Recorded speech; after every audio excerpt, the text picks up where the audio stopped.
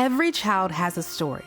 No matter who they are or where they live, they have dreams of doing big things. They have unique talents and they face obstacles. But some children face more obstacles than others, sometimes a lot more. Things like generational poverty, schools that are under-resourced, criminal justice, foster care, hunger, and even homelessness. Believe it or not, there's actually a number that can predict how many obstacles like these a child will face. This number is their zip code. Now, there isn't any one person to blame for this. It is a problem generated by 1,000 factors, and it continues one generation after another.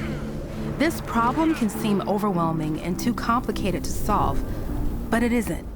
Friends of the Children is a nonprofit organization that's been breaking the cycle of poverty one child at a time. We know that any child in any situation can succeed, even those facing the most obstacles. To that end, we provide a salaried professional mentor called a friend for each child who works with them from kindergarten to graduation, 12 and a half years, no matter what. These mentors work with each child every week on 9 core assets of personal strength, like growth mindset, problem solving, and self-management, all of which they will need to overcome the many obstacles in their path. It is a big investment to commit to a child for their entire childhood, but it's a model that's been working for over 25 years. While 60% of our children's parents have been impacted by the criminal justice system, 93% of our children avoid the criminal justice system. 50% of our parents didn't have the support necessary to graduate high school. 83% of Friends Youth celebrate graduation. 85% of our parents started parenting during their teen years. 98% of Friends Youth wait until after their teen years to become parents. Each dollar invested in a child returns $7 to the community. The Harvard Business School Association of Oregon estimates that helping one child through this program can save the United States around $900,000. But what these numbers don't capture is the immeasurable value of changing one single life. Children in our program become leaders in their community and successful in their careers, which has ripple effects to their siblings, peers, and neighbors, but also to their children, breaking the cycle of generational poverty. Friends of the Children is growing rapidly as communities across the country are experiencing the power of how one changes a child's story. One friend, one child, 12 and a half years, no matter what. Become a part of this story today. friendsofthechildren.org.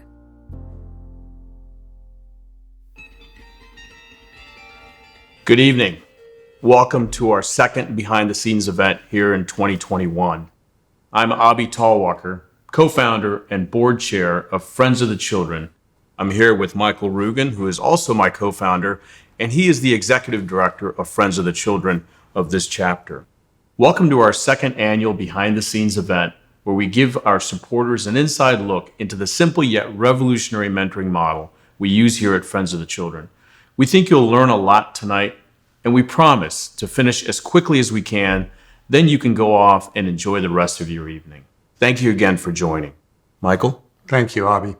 That video you just saw showed some of the reasons why we are so proud of the mentoring model we use here at Friends of the Children.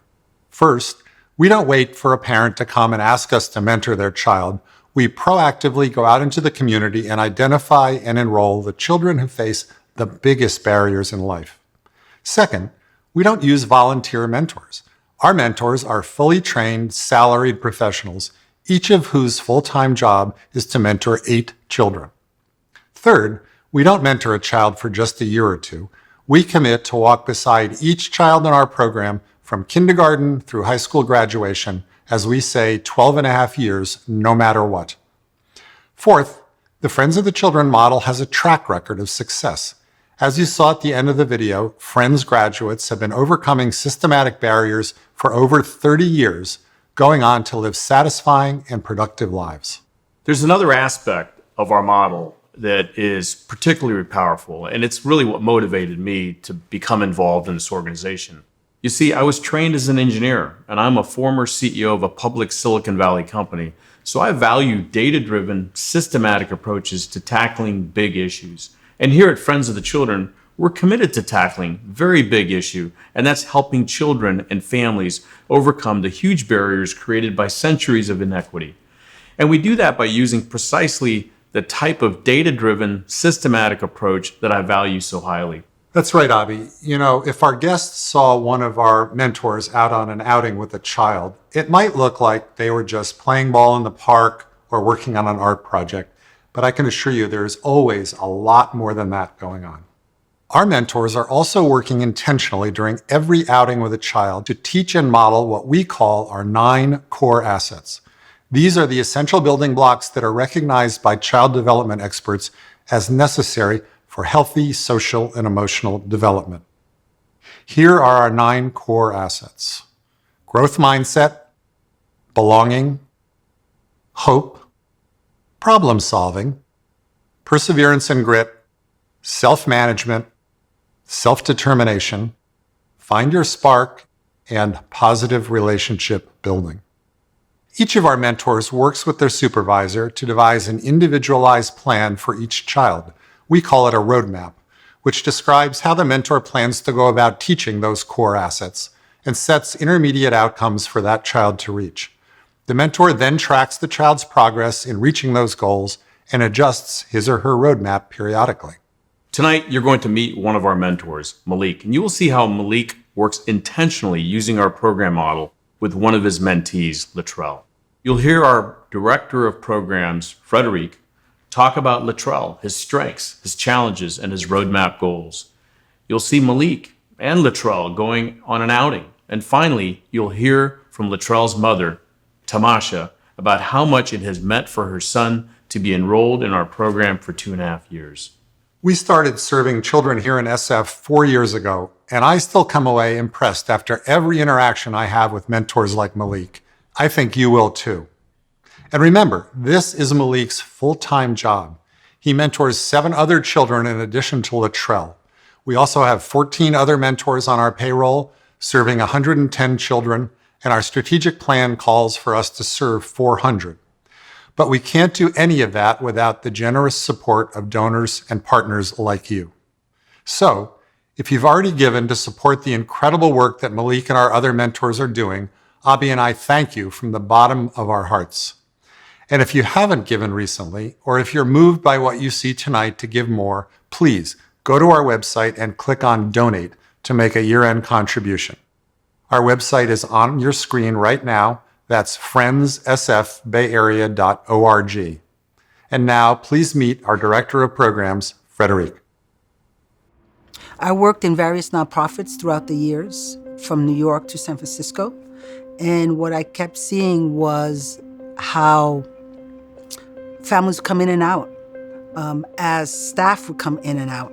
And that would be a disservice to both our organization for institutional memory, as well as the families, because then they would have to do a new partnership and explain themselves again to the new relationship that they tried to establish. So it's just imagine talking to the wall over and over again, hoping that somebody will move you past the first base.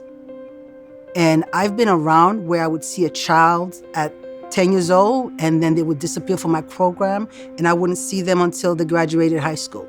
And sometimes I would see them in the newspaper as a stat. And so that was very frustrating. And then Friends of Children came along, and then I saw this as an opportunity to fix that, to basically dig deep in the relationship. This opportunity where it was a long-term view, 12 and a half years, that consistency was like a laser-like focus that I saw that could change the direction of where they could go. I saw it as a prevention model for racial inequities that I've been seeing. Mentor retention is the key to our program. Our program is relationship-based, hence we have to make sure that we find good qualified individuals that can stay with us for 3 years plus. And how we do this is by doing as much as possible to create an environment where the friend is valued as well as supported. So a mentor has 8 kids, and with each child, they do 2 hours in the classroom and 2 hours outside, so that's 4 hours. So how they engage with families is that they basically are a bridge between the school, and they relay that to the families. But the goal is not for us to be the conduit, it's for the families to become their own educational advocate. And in doing so, develop and own the educational agency of the child. And so we basically tell them, hey, by the way, parent-teacher conferences are coming up.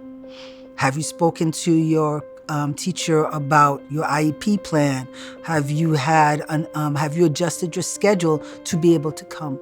And then also outside, there are times where the mentor would then either pick up the child on a given day based on the caregiver schedule and be able to do the outing and then drop them off.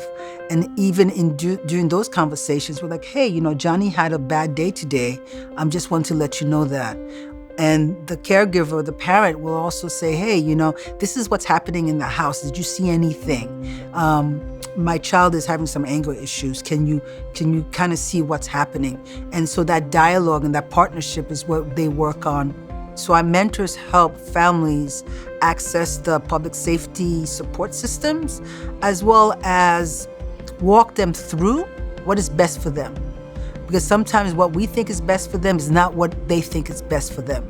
And so we have to make sure that we adhere to their needs, their interests, and we support those efforts. With Friends of the Children, we're able to have that institutional memory of the family and know where they're at, and hopefully help them heal as they move through their intended goals and aspirations for their kids.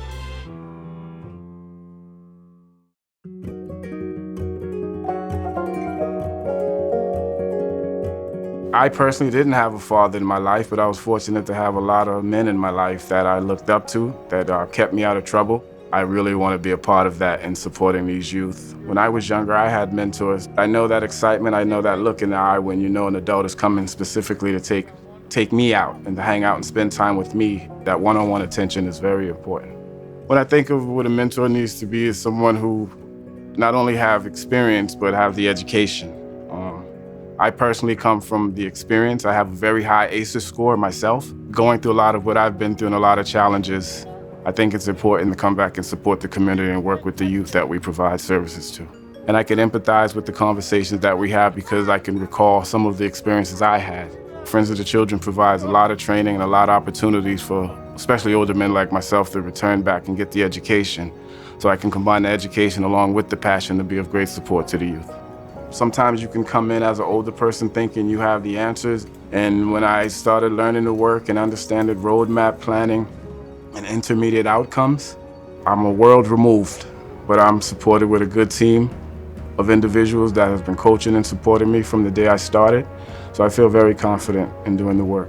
One thing I do want to say, it's a team effort. It's a wraparound community from the school staff, from the parents, to programs like Friends of the Children, and I'm just really happy and thankful to be a part. One of the many reasons why I believe people should give their time and their money and their efforts to Friends of the Children. It's highly needed. It's highly supported from when I go into the classrooms, when I go into the community. The people see us with our t-shirts on, they recognize us. I get to come to work every day and see the effects that we have on the children and the families and the school staff that we work with. When we come in the classroom as Friends of the Children, it just really sets the day for that youth that I'm coming to support.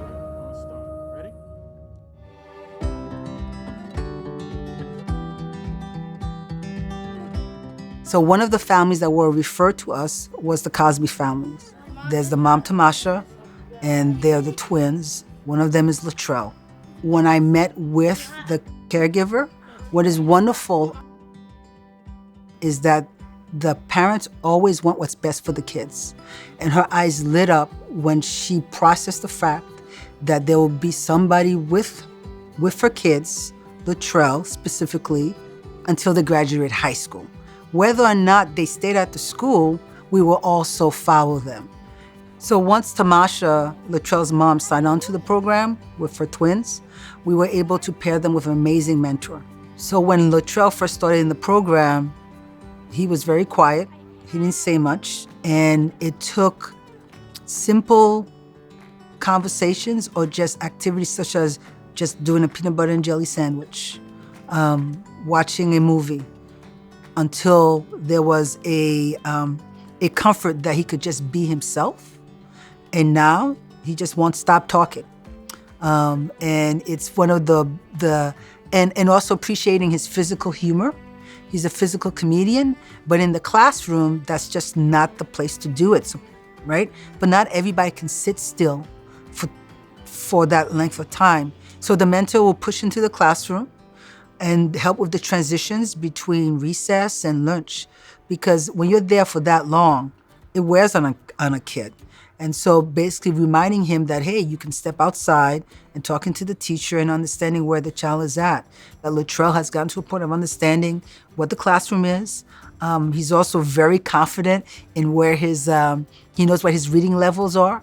That's really refreshing and lights a fire when you see the child is owning his educational agency. So part of the long-term commitment to a family is that, let's say a mentor does leave, which is what happened to the Cosby family.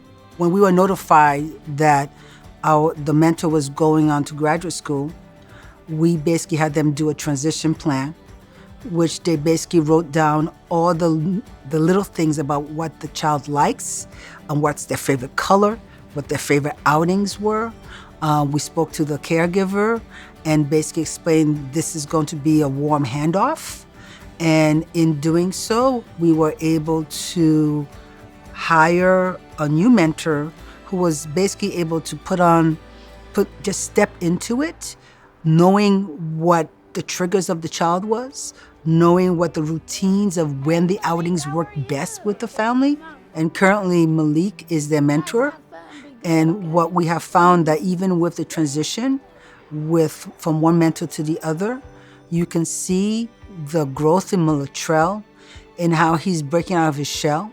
He understands that there's a consistent figure in his life, and there's communication to support and advocate in the school, as well as to just basically listen. Our mentors are an ear for them to listen to, and to also circle back to the caregiver to say, hey, this is what's happening. Is there anything that you would like us to support you in?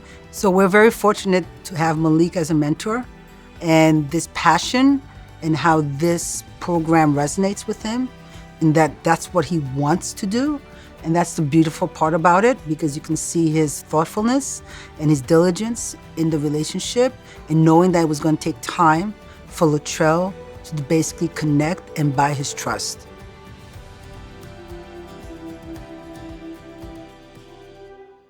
With Latrell, when I first met Latrell, I was told that he was very quiet. He kept himself. He didn't express himself. He didn't use his voice much. And then as I got to know him, we spoke about a lot of his interests, and he's become more expressive and open about how he feels. What I admire about Latrell is his inquisitive nature. If you have a conversation with Latrell and you want to try to prove something, you better come with facts. Latrell is going to do his best to refute you with the knowledge he knows, so he keeps me on my toes. I really believe I'm being paid to meet him where he's at and follow him at his pace of learning, and just be of support as I can be to him without being controlling or trying to tell him what he should do. It's about just executing the techniques and the activities and support him in the way he wants to go, and just be by his side. Working on the Latrell roadmap this year, one of his intermediate goals is classroom behavior. He was easily distracted from learning. We worked with Latrell and given him 3 options of he can use his voice to tell the youth who's bothering him to leave him alone, or he can seek out an adult for support. And the third one, just leave the individual alone. We role play where I bother him a little and say, what are we gonna do in this situation? And he expresses those 3 options that he has to him. So when Latrell gets discouraged, we do an exercise where he expresses feelings and emotions, and we talk about them. And then we calculate and figure ways that we can go about supporting him and finding a solution. As a creative person, I basically just want to see Latrell pursue his dreams and his goals and go forth with them, and I'd be by his side as much as I can in that pursuit.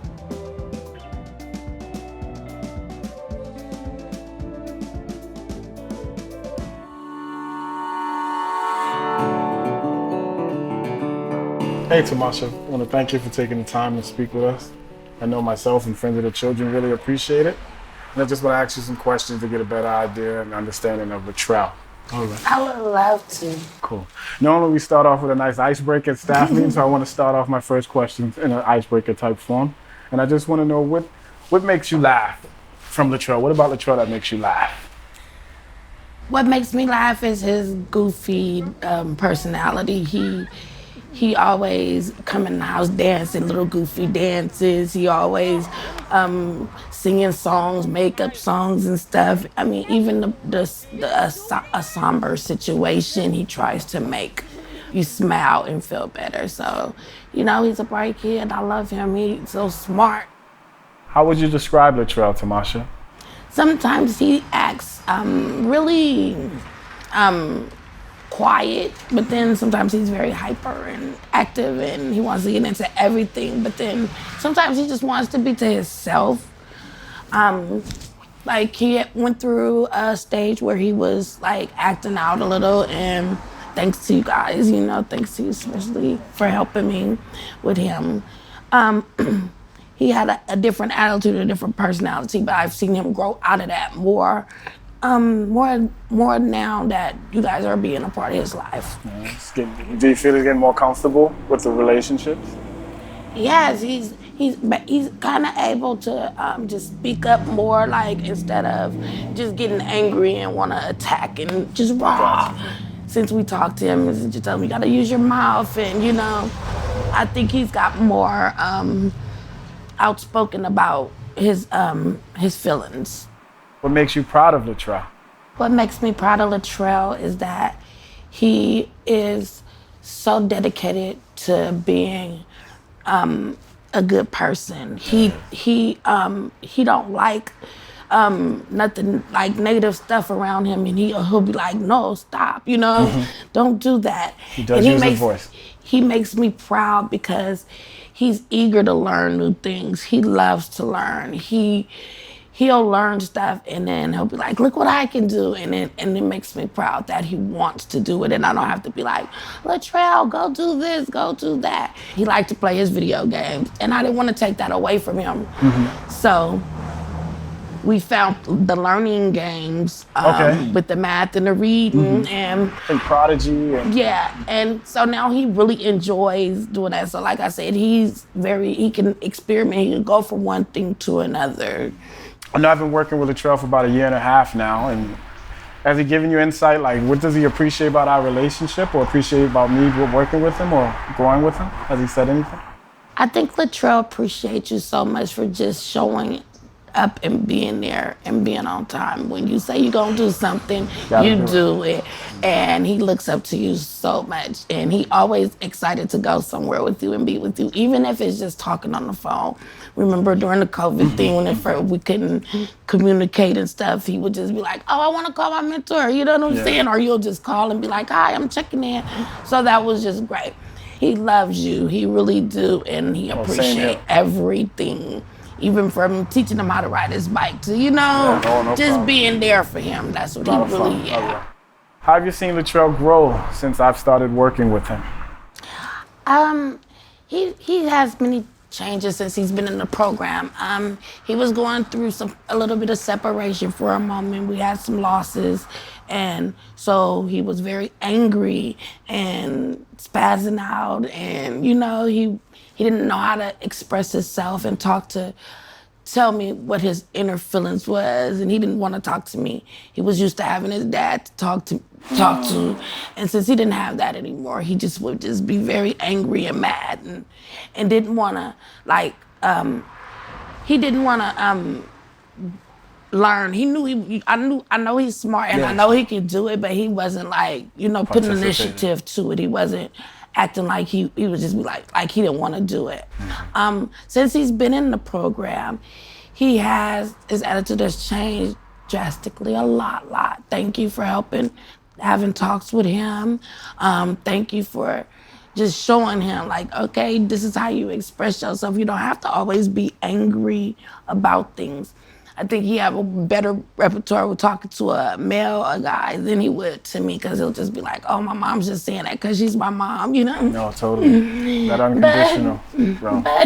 But since, he's been in the program, he's been acting very more calm. He's very eager to learn more, You helped him with reading, you helped him with math. And at first he'd just be like, I don't want to do it. But now he get the story out the book when he reads it now. So now it's exciting to him to read. So he can tell you, yeah, this little girl in this book did this, and it's funny. And I think the role model and the mentoring helps him understand things a little bit better. Would you recommend our program to other parents? Heck Stupid question? yeah. I had to ask. I would recommend it to every parent that has a child under 18, even if they do have a 2-parent household. And more parents should look into stuff like this, because it helps keep the kids busy instead of getting into things that they don't need to. And like I said before, I always say it takes a village to raise these kids. And when my kids grow up, I want people to be able to look up to them as well, because you guys passed it down to them to show them that it's good people out here in this world. So I love programs like this, and I'm happy that to have these kind of programs. They need more. These kids can't get enough support. They can't never get enough support. So true. This is a city college of San Francisco.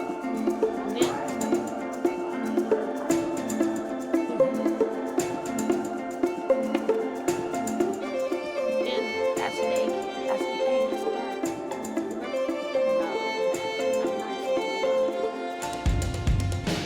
I am so proud of the work that Malik is doing. And you can see for yourselves how much his support already means to Latrell and his mother after only 2.5 years. And we still have a long way to go. Latrell is in 3rd grade, and he will have many, many more barriers to overcome in the future. But we know from Friends of the Children's 30-year track record that with his professional mentor walking beside him for the next 10 years, Latrell will overcome those barriers and will go on to lead a satisfying and productive life. So now it's time to take a few questions from our audience. The first question is, it seems like establishing long-term relationships with each child is key to the success of the FOTC model. How long does an average mentor remain in that position, and what does the organization do to encourage mentors like Malik to stay? That's a really good question. I sit in on the interviews for every mentor candidate. And at the end of the interview, the last thing that I ask is, do you think the long-term commitment we make to each child is important? And of course they say yes. And then I say, and can you commit to stay with us for at least 3 to 5 years?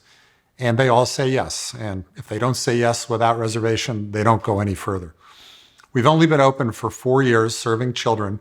So far, it's worked very well. We've lost very few mentors, and the few we lost were for health reasons and other unusual circumstances. So far, we're doing really well. And we hope to keep our mentors for 12.5 years or longer if we can. And then there's a related question. When a mentor does leave, or you have to switch a child's mentor for some other reason, how does that work? I guess the first part of the answer to that question is we try to build a relationship between the child and the entire organization, not just their mentor. So half of our space is program space, half of our space is office space. And we encourage the mentors to bring the children to that space for outings as often as they can. So the mentees get to meet a lot of the staff members. They know Frederic, the program director. They know the other mentors. They even know me.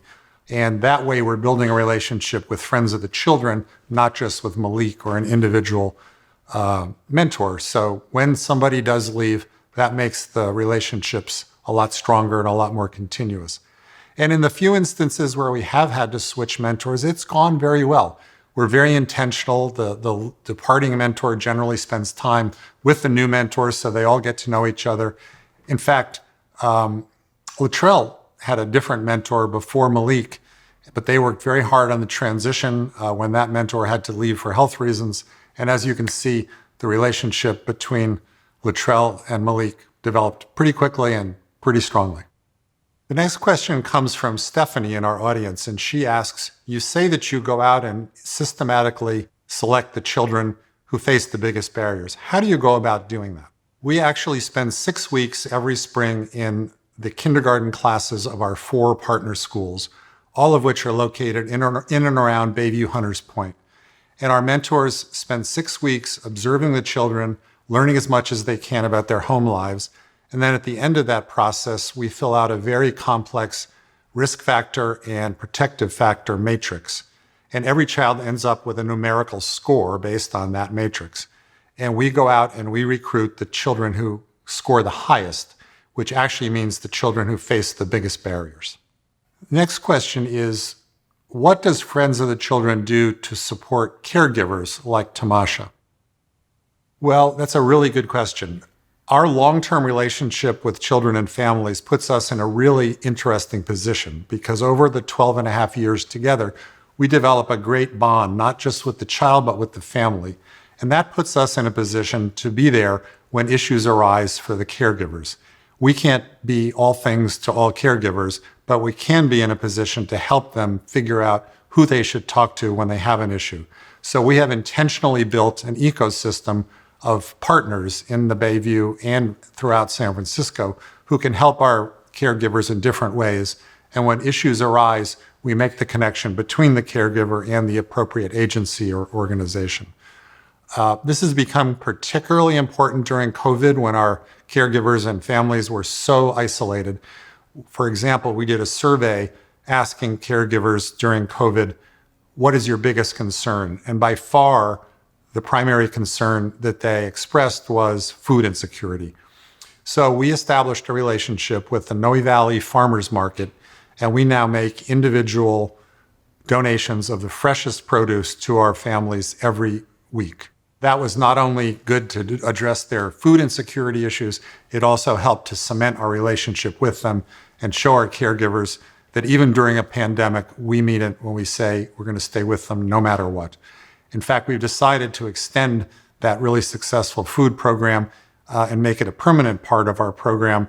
And we've actually gotten a donation that enabled us to buy a van so that we can deliver more food to our families each week.